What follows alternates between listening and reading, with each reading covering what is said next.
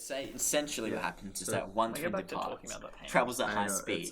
Then, when he returns to Earth, the traveling twin is younger. And just the rest of the hand. I know, how whack is that? So nice. That's crazy. And this formula allows you to work out the time dilation. Formula. That's formula. That's a nice. Seems a bit unrealistic. Guys, I have an idea. It may seem stupid, so shoot me down if it's bad. What if we did 1 + 1 = 2? Just addition. Well, if you think about it, everything's really just addition. Subtraction is just reverse addition. Multiplication is just repetitive addition, and division is just inverse multiplication. Even indices and logs are just extensions of multiplication, and thus addition. I guess, but how does that help us? We can't exactly show that maths makes everything possible from just adding 1 to itself. Wait, that's it! It all begins with counting, the repetitive process of 1 + 1. Counting gives our numbers substance, something to interact with. Methods of counting give meaning to our numbers, and consequentially, numbers give meaning to our stuff, for the lack of a better word. Think about it, we count everything. Sheep, stars, friends, enemies, and most importantly, money. And we have been doing so for millennia. And as they say, money makes the world go round. Yeah, you're right. I know. But really, when you think about it, we add our money together, subtract it when we spend it, and regret it when we go into debt. True, but there's way more to the universe than just counting. What about space travel or the pyramids of Giza? They have mathematical components, but you can't account them to simply adding 1 and 1. But what if we can? You said yourself that everything we do in maths is just addition. And we certainly couldn't have got to space unless we used a zillion different formulas. And we're certainly not going to get there again unless we use a zillion more. We're onto something here. Check this out.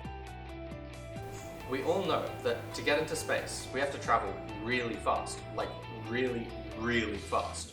And when we travel at faster speeds, we encounter the issues associated with relativity. For example, when we're traveling at high speeds, we encounter mass dilation, which increases the amount of force required to propel the rocket, and thus the amount of fuel needed. We can use this equation to find our dilation factor, and multiply that by our proper mass to find our dilated mass. Then we just use F = ma, and that gives us the force required to propel the rocket at higher speeds.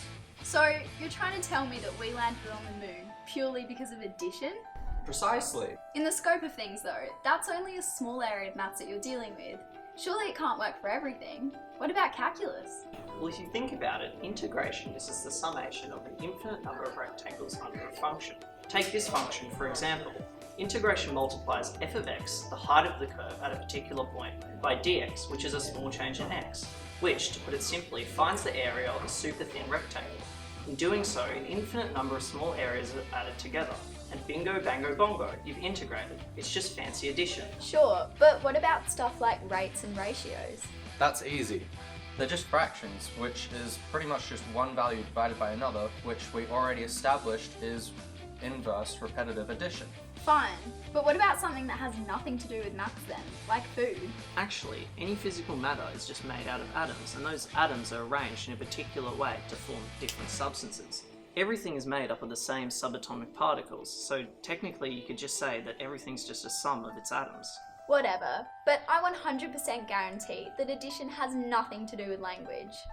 But when you think about it, all you do to make words is add different sounds and different arrangements. Sentences are just an extension of that. Okay, I give up. Maybe addition does make everything possible. Wait, you know what I just realised? Maths makes this video possible. You guys like it? Love it. How did you time the transition so well? Oh, you know, maths.